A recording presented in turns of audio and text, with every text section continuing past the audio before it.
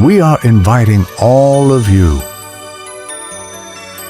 to join us in our virtual Dawn Watch meeting at 4 a.m. and Sunset Prayer Meeting at 6 p.m. daily, hosted by Reverend Dr. Alex C. Nozuelo. Let Jesus Christ change your life. Be blessed with His words of encouragement. Pabuti po ng Panginoon. Amen, amen. Meron Kristo sa buhay. Amen. Hallelujah. Thank you, Lord. Natin na pag-live sa oras ito. Mula Actually, sa basahin ko po no, doon sa verse 11. Kapayapaan. At si Maria naman talagang hindi maalis, nakaupo lang. Panginoon ko, Lord God, alam kong hindi mo lilimot.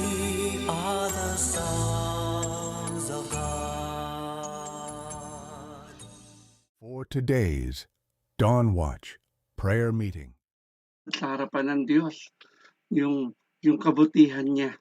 Lagi dapat natin itong alalahanin. Ano man yung mga maliit man yan o malaki, biyaya ni Lord yan. Amen? At sa umaga pong ito, sa basan na kung saan tayo ay tinipon ng Diyos at dapat natin pahalagahan, gaya na sinabi ni Pastor Boyet kagabi, nasa basan po tayo ng Prayer of Faith Church, the Worldwide Ministries Incorporated. Ito, basan na kung saan tayo ay pinalago ng Diyos, dinala rito para magamit for His glory. Amen? At talagang narito tayo, talagang iiwan talaga natin yung ating comfort zone para ganapin yung bagay na pinagaganap ng Diyos sa atin. Sa araw po ito, tayo po ay gaganap ng ating pang-anim na taon at 106 na pong madaling araw na walang patid sa pagbabantay sa pananalangin. Salamat sa Diyos sa kakayahan na patuloy niya yung pinagkakatiwala at pinagkakaloob sa atin. At gamit po natin ngayon ang platform ng Zoom. Salamat at sa mga Dawn Watchers, sa mga Sunset First Watcher natin dahil tayo na po ang nagbabayad ng ating platform ng Zoom ngayon. Talapangan natin si Lord. Amen. At salamat doon sa mga patuloy na sumusuporta sa gawain ito. Salamat din sa ating mga tigapanguna dahil sa kanilang kapahintulutan na hindi lang po tayo dito sa platform ng Zoom ang makakaparikinig ng salita ng Diyos. 16 pa lang tayo ngayon. Amen. Salamat.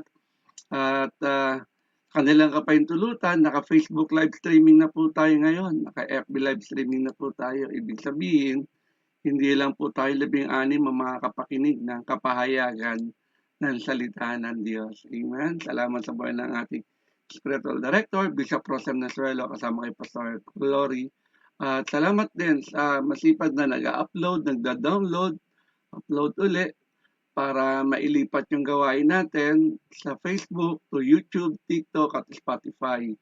At August 16 na po ngayon, 2026. Amen. Napakaganda po ng mensahe ng Diyos sa atin ngayon.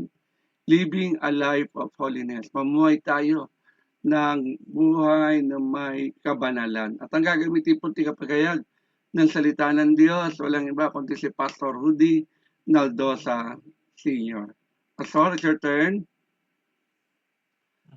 Ito pong mapagpalang umaga sa atin lahat. Ang biyaya sa inyo po lahat. Ako'y nagpupuri pa salamat sa Panginoon. Ang gagamit sa ating tagapanguna na dinala ng Diyos si Senior Pastor Alex. Glory to God. Pamumuno ng Bishop Rose at kay Pastora Sandra na patuloy nagbibigay lakas upang patuloy ako na manatili Amen. sa gawain mo. Salamat po sa pribilehiyo niya na pinagkaloob na maging tagapagayag ng salita. At sa anak kong in heaven, patuloy po ako nagpupuri pa salamat. Anak, I love you. Miss you. Tulungan mo ako. Sabi mo, gagabayan ako. Sa paghayag ko na salamat po. I love you, Allah. Miss na miss ka. Alam po, yun po, ang patuloy tayong panalagi, kabisado niyo na. Wala ba kundi ang unang-unang Panginoon sa ating pong Bishop Rose, Thomas Mamiglo, ating pong tinalagang tagapanguna, Senior Pastor Alex, ang missionary natin, si Pastor Jay, at sama si Ate Lisa, si Liv, o malaki na pa si Liv kasi laki na ni mama niya. Salamat po. At po yung patuloy pagdalaw ng ni Bishop Ro sa amin na nakapagbigay kalakasan sa anak kong si Rowan. Salamat po. Kaya kabisado nyo na yung pagpapasalamat ko kay God. Patuloy po akong sa anak kong in heaven. Hindi na ako babayan. Salamat ala. I love you. Miss you. Ano po sa ating pagbubula-bulaan ngayon ay akin po hinango sa 2 Corinthians chapter 6 verses 14-18. Ito po sinasabi. Huwag kayong makisama sa mga di sumasampalataya na para bang kaparehin ninyo sila. Maaari bang magsama ang katwiran at ang kalikuan o kaya ang liwanag at ang kadiliman? Sa verse 15, maaari bang magkasundo si Kristo at ang diablo? Ano ang kaugnayan ng sumasampalataya sa di sumasampalataya? Sa verse 16, o di kaya ng templo ng Diyos sa Diyos-Diyosan. Hindi ba tayo ang templo ng Diyos na buhay? Amen. Siya rin na may sabi, mananaan ako at mamumuhat sa piling nila. Ako ang magiging Diyos nila at sila'y magiging bayan ko. Sa verse 17, kaya't lumayo kayo sa kanila, umuulay kayo sa kanila, sabi ng Panginoon. Iwasan niyo ang anumang marami at tatanggapin ko kayo. Sa verse 18, ako ang magiging ama ninyo at kayo'y magiging mga anak ko, sabi ng Panginoon, makapangyarihan sa lahat. What ang agreement ba is there between the temple of God and idols? For we are the temple of the living God. As God has said, I will live with them and walk among them, and I will be their God, and they will be my people. Therefore, come out from them and be separate, sabi ng Panginoon. That's no unclean thing, and I will receive you, and I will be a father to you, and you will be my sons and daughters, sabi ng Panginoon. Ang 2 Corinthians chapter 6, 14-18 ay naglalaman ng isang malakas na mensahe tungkol sa paghihiwalay sa mga hindi naniniwala at sa kahalagaan ng pananatili sa kabanalan.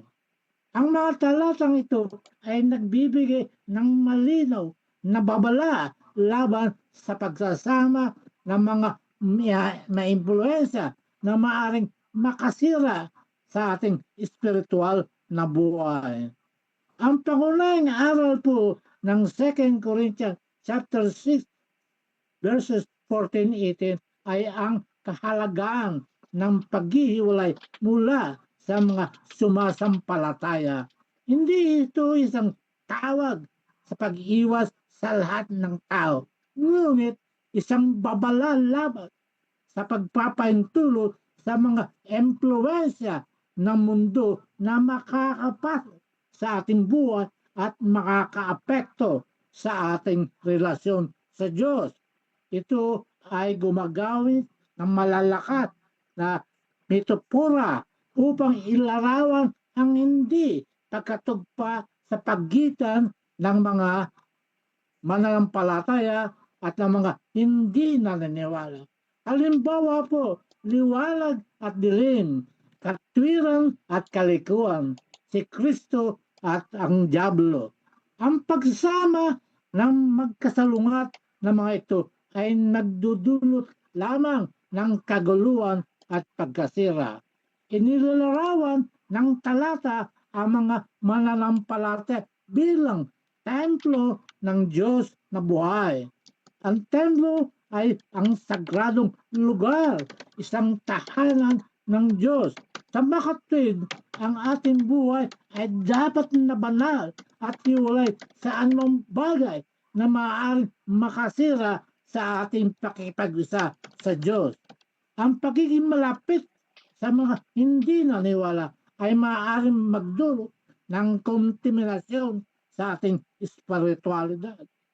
Ang pag-iwalay ay isang pagkilos ng pagprotekta sa ating pananampalataya at pagpapanatili sa ating kabanalan.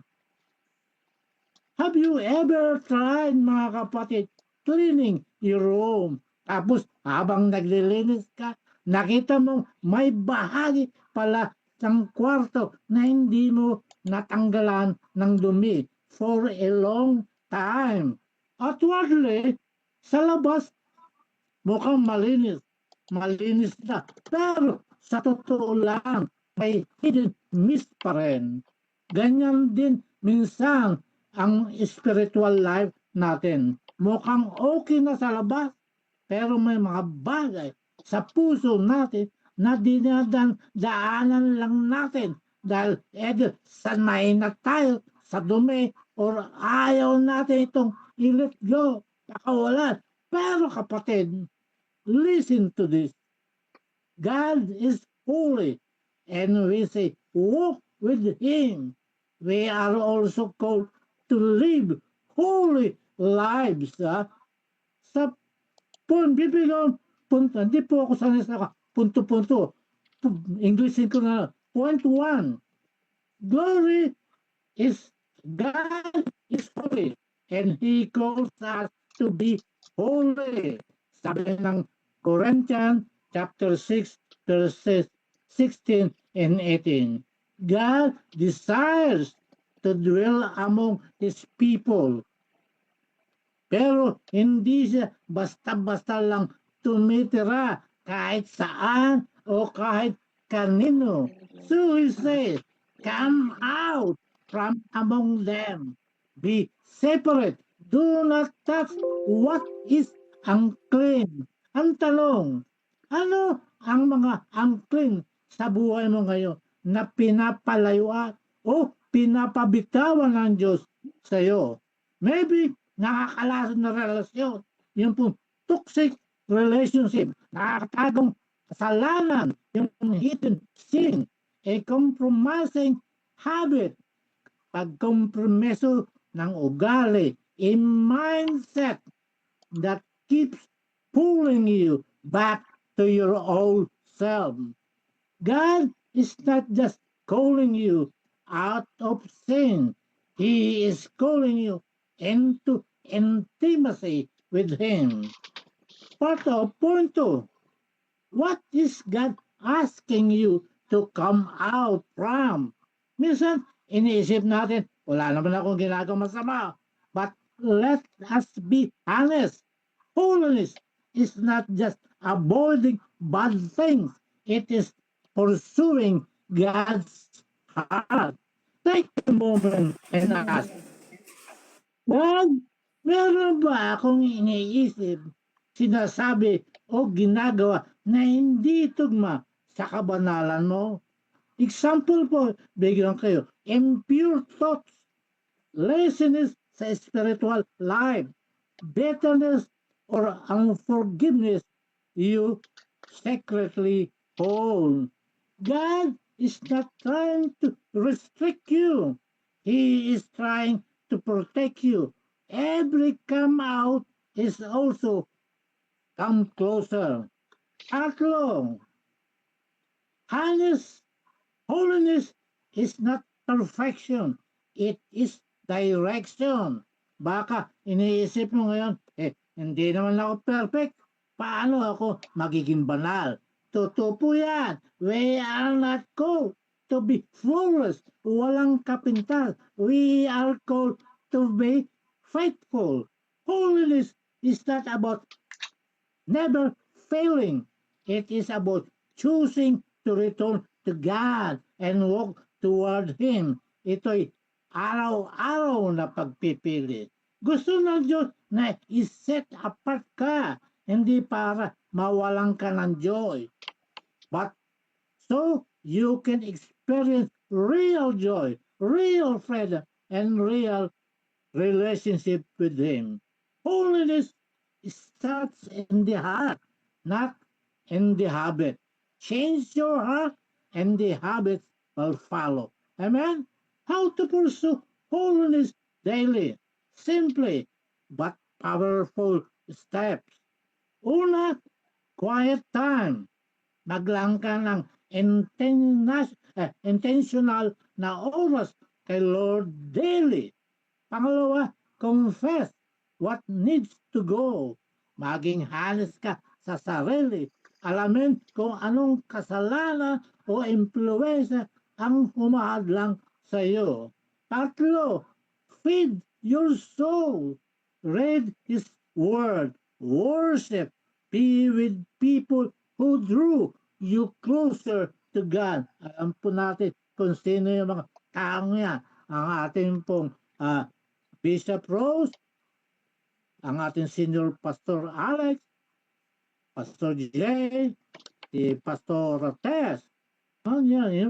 Sila po yung ginagamit natin para hindi tayo malayo sa gawain ng Panginoon. Pang-apat, pray for purity. Ask God not just to cleanse you, but to change your desire. Tignan po natin yung conclusion. Meron conclusion na ba? Meron ba? Parang bilsa. God is calling you to be different. He does not want you blending in with the darkness. He wants you shining with His light. Yes, it may require letting go. Yes, it may be uncomfortable, but it worth it. Dahil ang kapalit ay mas malalim na relasyon sa Diyos. Sabi sa unang Pedro chapter 1 verse 16, be holy, for I am holy. Not as a burden, but as a beautiful invitation. Analangin po tayo, mabilis yata ako Lord, ikaw ay banal. At gusto ko pong mabuhay na karapat-dapat sa iyo. Pakita po sa akin kung anong kasalanan iniisip o habit na humahadlang sa kabanalan ko. Tulungan po akong talikuran ang mga ito at lumapit ng buong puso. Ikaw lang ang gusto kong makasama araw-araw in Jesus' name. Sa bawat panahon, magtiwala sa Panginoon. God, my rock and refuge. Kaya dapat natin gawin mga kapatid. Ang awit, tatakatala muna ko. Sa bawat panahon, magtiwala sa Panginoon. God, my rock and refuge. Sabi sa King James Version sa Tagalog. Mga awit, chapter 62, verse 1 to 8. Sa Diyos lamang naghihintay ng tahimik ang aking kaluluwa. Sa Kanya galing ang aking kaligtasan. Sa pangalawa, siya lamang ang aking kanlungan at aking lakas. Siya ang aking matayo na muog. Hindi ako lubang makikilos. Sa patlo, hanggang kailan maghahanap kayo ng masama sa isang tao upang patayin siya ninyo lahat. Nagaya ng pader na tumatagilid o bakod na nabubuwal. Abor sila'y nagsisangguni lamang upang ibagsak siya sa kanyang karilagan. Sila'y natutuwa sa mga kasinungalingan. Sila'y nagsisibasbat ng kanilang bibig. Ngunit nanganunumpa sa loob. Kaluluwa ko, maghintay kang tahimik sa Diyos lamang sapagkat ang aking pag-asa ay mula sa Kanya. Sa verse 6, siya lamang ang aking malaking bato at kaligtasan. Siya'y aking matayog na muog. Hindi ako makikilos. Sa verse 7, nasa Diyos ang aking kaligtasan at aking kalwalatian. Ang malaking bato na aking kalakasan at ang kanluhan ko'y nasa Diyos. Sa verse 8, magsitiwala kayo sa Kanya buong panahon. Kayong mga bayan, buksan ninyo ang inyong dibdib sa harap niya. Diyos ay kanlungan natin. Sabi sa mga awit, chapter 62, verse 8, ay sa Diyos lamang ako aasa. Ang kaligtasan ay nagbubuhat sa Kanya. Sa verse 2, tanging sa lamang ang takapagligtas, tagapagtanggol ko, at aking kalasan. Akin ang tagumpay sa lahat ng oras. Sa verse 3, hanggang kailan ba ninyo lulupigin ang sinuman na nais ninyong patayin? Tulad ng isang pader sa'y ibagsak, gaya ng bakod sa'y mawawasak. Sa verse 4, nais lamang ninyong sa'y ay sira sa inyong adikang ibaba ang dangal. Ang magsinungaling inyong kasiyahan, pangungusap ninyo kunway pagpapala, subalit sa puso ninyo'y sinumpa. Sa verse 5, tanging sa Diyos lang ako umaasa, ang aking pag-asa'y tanging sa Kanya. Tanging sa lamang ang tagapagligtas, tagapagtanggol ko, at aking kalasag. Akin ang tagumpay sa lahat ng oras. Sa verse 7, ang kaligtasan ko't aking karangal ay buhat sa Diyos. Nasa Kanya lamang sa'y malakas kong tagapagtanggalang, matibay na muog na aking kanlungan. Sa verse 8, mga kababayan, sa lahat ng oras magtiwala sa Diyos. Sa Kanya ilagak ang inyong pasanin ngayong diraranas. Siya ang kublihan may dulat ng lunas. Magtiwala kayo sa Kanya sa lahat ng panahon. Mga tao, ibuhos ninyo ang inyong mga puso sa harapan niya. Diyos ang aming kanlungan. Sa beyond tema, ang tema ay ang isang espesyal na paksa o larangan ng pag-aaral. Sa pag-uusap, ang tema ay ang paksa uusaping tinatalakay. Bigyan natin pagtitiwala sa lahat ng panahon. Ang buhay ay puno ng mga pagtaas at pagbaba, mga liko at mga pagliko. Ngunit bilang mananampalatay, mayroon tayong matibay na pundasyon na dapat nating sandalan ang hindi nagbabagong pagtitiwala sa Diyos. Ang awit chapter 62 verse 1-8 ay nagpapaalala sa atin, magtiwala kayo sa Kanya sa lahat ng panahon. Kayong mga tao, ibuhos ninyo ang inyong mga puso sa harapan niya. Diyos ang aming kanlungan. Ang talatang ito ay naghihikayat sa atin na magtiwala sa Diyos nang walang kondisyon. Alam na siya ang ating ligtas na kanlungan. Ang awit chapter 60 verse 1-8 ay nagbibigay din ng kahalagaan ng pagtitiwala sa Diyos sa bawat sitwasyon. Ang paliwanag sa lahat ng panahon ay nagbibigay ng pangangailangan ng tuloy-tuloy na pagtitiwala.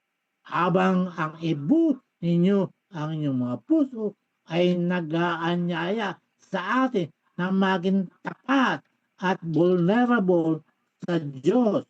Siya ang ating kanlungan na nagbibigay kaligtasan at protection.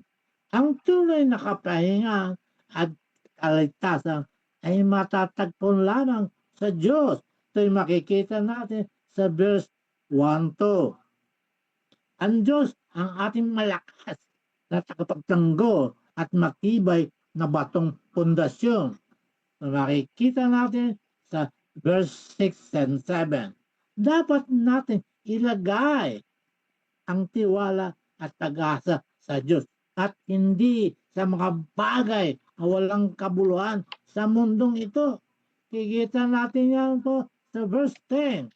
Ang Diyos ay nagbibigay ng kapangyarihan at pag-asa sa mga taong nagtitiwala sa Kanya. Makita sa verse 8. Pagtitiwala sa Panginoon sa lahat ng panahon. Apat na mahalagang punto. Dito, mahina po ako rito. Si Ate Josie mas magaling dito.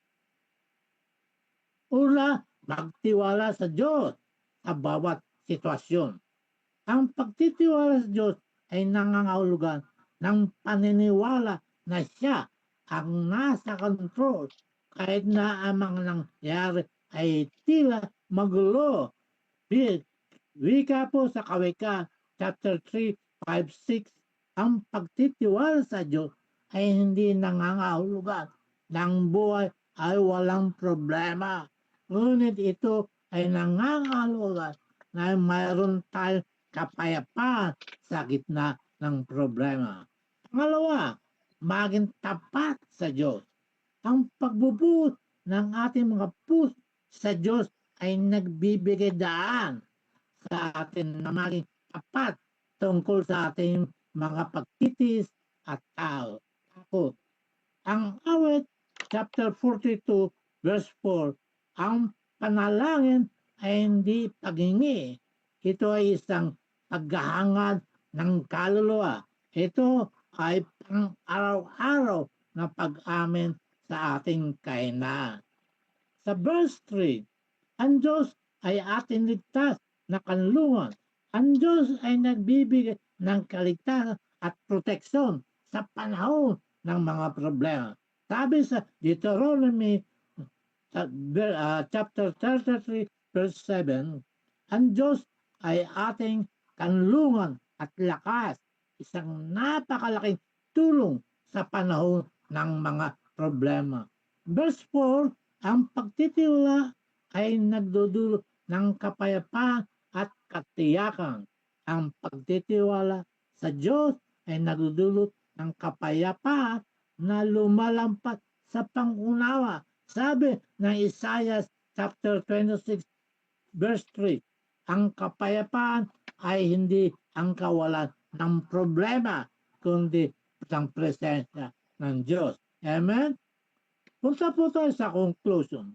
Habang nilalakbay natin ang mga hamon ng buhay, hayaan nating hawakan ng mga higpit ang pangako ng awit chapter 62 verses 1 to 8. Magtiwala sa Diyos sa lahat ng panahon. Naway makahanap tayo kapayapaan, kaligtasan at katiyakan sa kanyang presensya. Ang pagtitiwala sa Diyos ay nangangahulugan na hindi tayo makakaranas ng mga hamon. Ngunit ito'y nangangahulugan na haharapin natin sila. Ang Diyos ay nasa tabi natin. Amen? Naway, ang ating mga puso ay nakaangkla sa kanyang pag-ibig at katabatan. Amen? Ang kapayapaan ay hindi ang kawalan ng problema, kundi ang presensya ng Diyos. Ito ay naghahatid sa awit chapter 62, 1 to 8, ng malakas na mensahe ng pagtitiwala at pag-asa sa Diyos. Ang mga aral at mensahe nito ay maaaring mailapat sa ating ang araw-araw na buhay upang makamit ang kapayapaan at kaligtasan. Pagtitiwala sa Diyos bilang tayong kanlungan. Ang unang bersiklo 1 at 2 ay nagtatagal ng ganap ng pagtitiwala sa Diyos bilang tanging pinagmumulan ng kaligtasan at lakas. Nilalarawan ang Diyos bilang bato, tanggulan at kaligtasan na nagpapahiwatig ng kanyang katatagan at kakayahan magbigay ng protection sa gitna ng mga pagsubok. Ang pag-asa ay dapat nakatuon lamang sa Diyos, hindi sa material o kapangyarihan ng tao.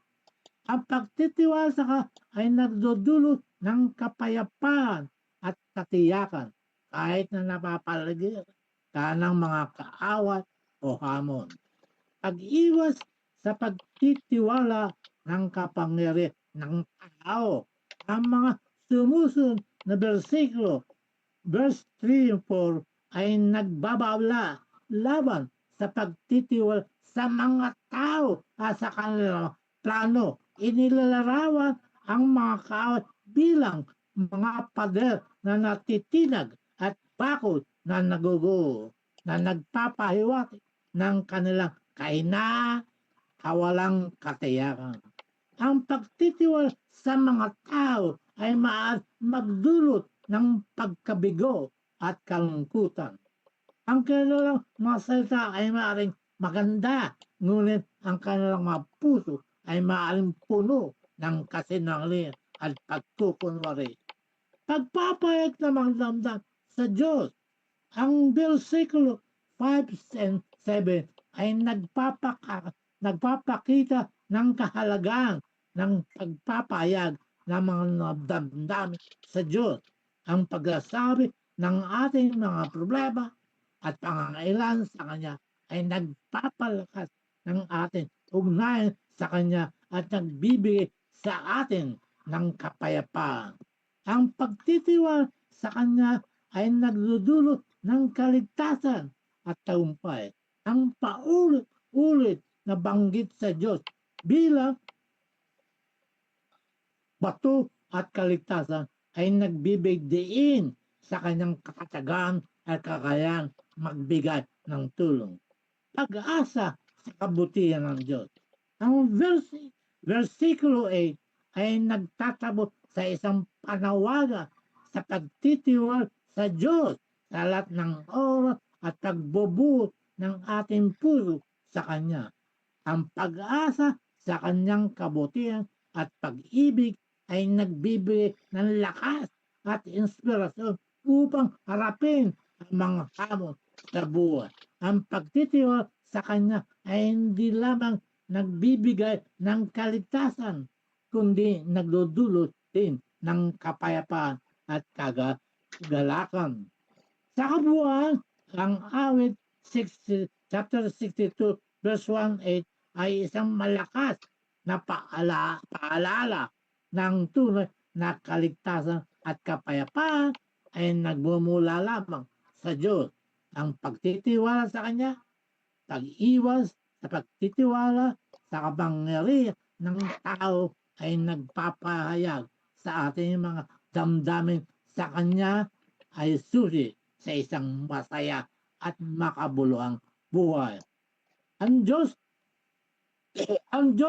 ay banal at makapangyarihan at tayo mahina at mayroong mga kasalanan. Dapat tayong magpakumbaba at mag-isip ng ating mga daan upang matuto at mabago. Ang buhay ay maikli lamang at dapat tayo gumawa ng mabuti habang may pagkakataon pa. Ang tunay na kapahingahan ay kaligtasan at matatagpuan lamang sa Diyos. Ang Diyos ang ating malakas na takapagtanggol at matibay na batong pundasyon. Dapat natin ilagay ang ating tiwala at pag-asa sa Diyos at hindi sa mga bagay na walang kabuluhan dito sa mundo. Ang Diyos ay nagbibigay ng kapangyarihan at pag-asa sa mga taong nagtitiwala sa Kanya. Huwag mo masyadong dibdibin ang mga problema. Alalahanin ang sabi ng Panginoon. Sa bawat paghihirap ay kapalit na kaginhawan. Kung feeling mo may kulang sa buhay, pera yun. Dumating na bit namin sa Korea. Hindi ko kaya tinanggap. Sabi ko, ibigay na lang yan sa mga nangangailangan. Kung feeling mo may kulang ka sa buhay, pera yun. Mabuti pa ang katapusan, may bayarin. Yung bayarin, walang katapusan. Huwag kang malungkot kung wala kang pera. Ang pera nga, hindi nalulungkot na wala ka. Kung wala kang pera, matulog ka. Pagising mo, wala ka pa rin pera, at least nakatulog ka. Amen? Money is a tool, not a source of fulfillment. So, no matter how much you have, money will never enough and will never satisfy. But when we make Lord Jesus our true source, our hearts find rest. True wealth is not found inside our pure wallet or bank account, but it can be found in the condition of our heart. Ang mensahe ng awit 63 ay nagtuturo sa atin na dapat natin hanapin ang Diyos na may matinding pagnanais, magpuri at sumamba sa Kanya sa lahat ng panahon, magtiwala sa Kanya ng walang hanggang pag-ibig. Dapat natin pahalagaan ang presensya ng Diyos sa ating buhay dahil ito ang nagbibigay ng tunay na kasiyahan, kagalakan sa pamamagitan ng panalangin, pagbabasa, Biblia, pagsamba. Maaari tayong lumapit sa Diyos, maranasan ang kanyang pag-ibig at biyaya. Purihin si Yahweh sa kanyang kabutihan. Pag-ibig na tunay na laging tapat kailanman. Sa verse 2, lahat naligtas, tinubos ni Yahweh bayan magpuri, mga tinulungan upang sa problema sila ay magawi. Sa verse 33, sa sariling bayan sila'y tinipot, pinagsama, silangan at kanluran, timog at ilaga ay doon kinuha. Ang pangunahing tema ng awit 63 ay ang matinding pagkauaw sa Diyos, pagpupuri at pagsamba, pagtiwala at pag-ibig ng Diyos.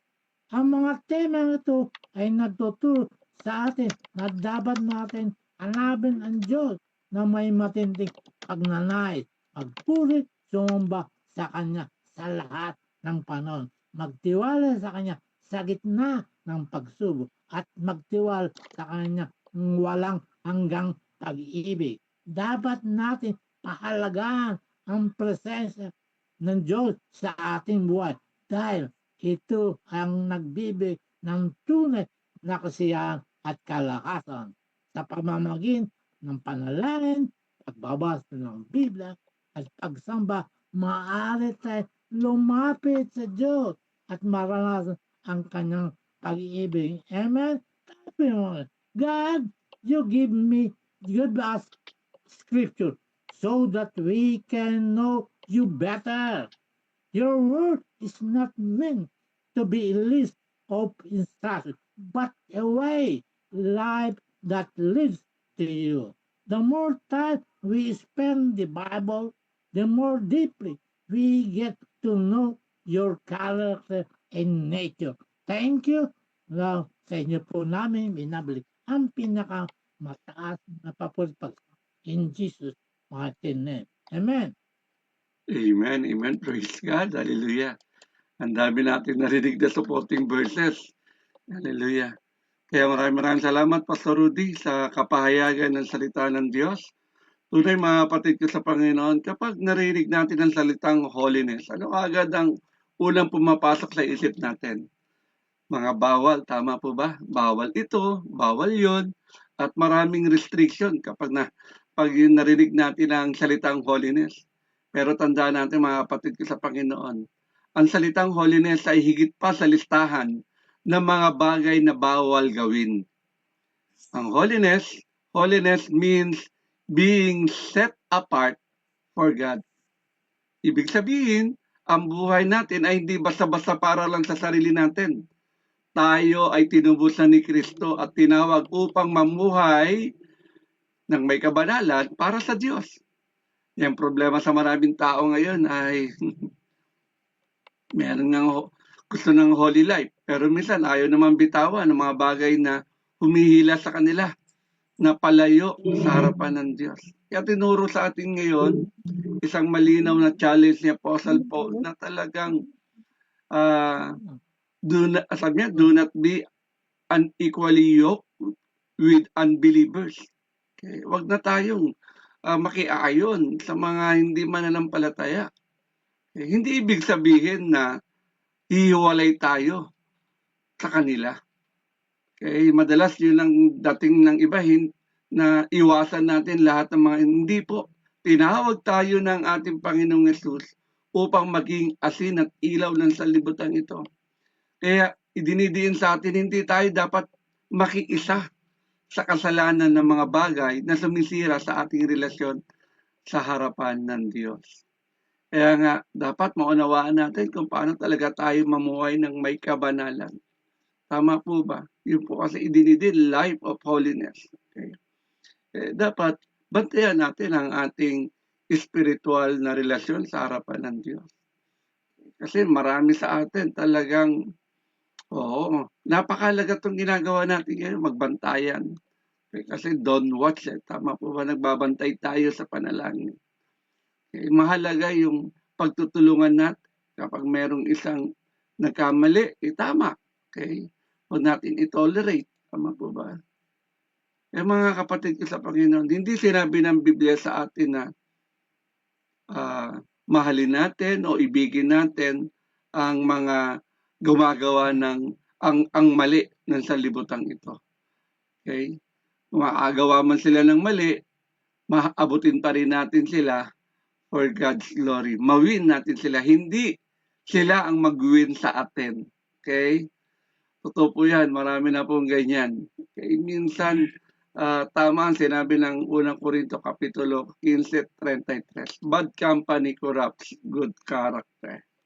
Pero dapat tatagan mo faith mo kay Lord kapag ikaw ay nasa sanlibutan ito. Why? Alam nyo na, baka ikaw ang madaya ng takbo ng sanlibutan ito. Okay? Kaya sabi nga sa Proverbs 13:20, walk with the wise and become wise. Kasi sino dapat ang makasama natin sa mundong ito? Siyempre yung mga totoong may takot sa harapan ng Diyos. Totoong ipinamumuhay talaga ang salita ng Diyos. Madalas, ang kabanalan natin hindi natin nagagawa dahil sa impluensya o mga maling impluensya. Minsan kaibigan, minsan sa social media nababasa natin, minsan even culture. Minsan sinidiin ng ating preacher yung pera. Okay? Minsan na-impluensyahan tayo niyan. Dapat ang maka-impluensya sa atin ay ang Word of God. Tandaan natin ito, hindi lahat ng relasyon kailangan natin putulin. Ngunit kailangan natin magkaroon ng spiritual boundaries. Yan lagi sinasabi sa akin ng ating tigapanguna, ng ating bishop. Okay. Maaari natin mahalin ang mga taong hindi pa nakakilala kay Jesus. Tama po ba? Na hindi natin ginagawa o ginagaya yung kanilang maling gawa sa harapan ng Diyos o kanilang kasalanan. Okay? Tandaan po natin yan. You can love people without following them into sin. Hindi tayo susunod sa mali nila, pero mahal natin sila. Gusto natin sila ma-impluensyahan sa pamamagitan ng salita ng Diyos. Tinawag tayo ng Diyos upang maging influence sa kanila. Hindi upang sila ang maging dahilan ng paglayo natin sa Diyos. Kaya ngayon ang sabi ng Apostol Pablo, kung ikaw makakahikayat, go ahead. Iwin mo sila. Pero kung sa palagay mo sila mag-win sa'yo, better na mag-set apart ka muna. Okay? Palakasin mo muna ang faith mo at sang araw ay mawin mo natin sila. Mga kapatid ko sa Panginoon, sino ang nagpapalit sa atin ngayon sa Diyos para mahiwalay tayo sa Kanya? Okay. Tandaan niyo po, mamuhay tayo ng may kabanalan. Dahil ang Diyos natin ay banal, dapat tayong lumakad ng may kabanalan. Tama po ba mga kapatid ko sa Panginoon? If God is holy, we must be holy. Kaya sa buhay natin ito, tandaan natin ito. Maraming mga hadlang. Okay, pero tayo dapat i-separate na po natin. Yan sabi sa 17 na binasa ng ating preacher, no? Sa verse 17. Anong sabi doon? Kaya't lumayo kayo sa kanila. Humiwalay kayo sa kanila. Sabi ng iwasan ninyo ang anumang marumi at tatanggapin ko kayo. Ibig sabihin, pag hindi natin iniwasan yan, hindi tayo matatanggap. Mga kapatid ko sa Panginoon, sa buhay paglilingkod natin ito, mahalaga ang kabanalan. Dahil panoorin tayo ng sanlibutan ito. Tama po ba mga kapatid ko sa Panginoon? Maraming nanonood sa buhay ng bawat isa sa atin. Nangangaral ka, okay, hindi mo naman pinamumuhay ang holiness. Okay? Nakikita yan ng pamilya mo. Nakikita yan ng mga kamag-anak mo. Nakikita yan ng mga kaibigan mo. Okay? Naghahayag ka ng salita ng Diyos, pero punong-puno ka pa rin ng hatred. Anong ibig sabihin nun? Hindi ka pa talaga namumuhay sa kabanalan ng Diyos. Amen? Kaya tandaan natin mga kapatid ko sa Panginoon, yung identity natin kay Christ, tayo isa ng bagong nilalang. Wala na yung dati nating pagkatao, tayo ganap na bago na. Patunayan natin. Okay, always guard our heart. Mga kapatid, ang holiness ay hindi isang one-day decision lang. Ito ay dapat daily surrender. Okay, araw-araw natin dapat ito pinipili. Lumakad tayo ng may kabanalan. God over sin, obedience over compromise, purity over pleasure, Christ over this world. Kaya, sa oras nito, dalangin ko, natutunan natin, ang tunay na kabanalan ay hindi pagiging perpekto natin. Holiness is a life continually surrendered to a holy God. Kapag nagkamali tayo, hindi tayo dapat manatili sa kasalanan. We repent, receive God's grace, and walk again. Huwag tayong lalayo pag nagkamali tayo. Okay? Mga kapatid, ang mundo ay nangangailangan ng mga Kristiyano hindi lamang sa salita tungkol sa Diyos, kundi mamumuhay tayo para sa Diyos. Amen? Ang buhay natin, our life become our testimony. Kapag nakikita ng pamilya mo o nakikita ng mga na ikaw ay walang Kristo, paano mo sila mawiwin? Tama po ba? Okay, ang unang ministry natin ay ang ating pamilya. Nakikita ka ba ng mga katrabaho mo na may Kristo? O nakikita ba sa'yo si Kristo kapag ikaw ay nasa ministry? Amen? Tandaan natin ito. Kahit wala nakakita sa atin, mamuhay pa rin tayo na may kabanalan dahil nakikita tayo ng Diyos. Amen? Amen po ba? Kaya mga kapatid ko sa Panginoon, huwag natin kakalimutan, we are God's people. Okay? We are God's temple. We are God's children. Therefore, let us live a life of holiness. Maraming salamat, Pastor Rudy, sa kapahayagan about kabanalan, about holiness. Thank you for watching. Celebrate with us at Shabbat Shalom every first Friday of the month at 5:30 in the afternoon, and monthly pastors gathering every third Friday of the month at 5:30 in the afternoon. Join us at Zoom. Watch our videos via YouTube, Facebook, and Spotify.